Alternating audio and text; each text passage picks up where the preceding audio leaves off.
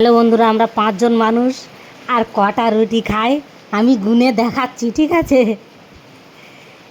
1 2 3 4 5 6 6 7 7 8 8 9 10 11 12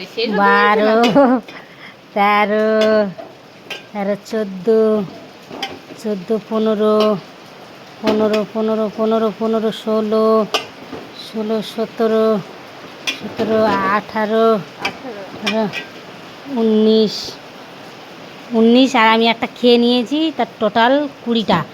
তো আমাদের পাঁচজনের 20টা রুটি লাগে, তাহলে কতটা আটা হলে, ক কেজি আটা হলে 20টা রুটি হয়? প্লিজ কমেন্টে জানাবে, ঠিক আছে?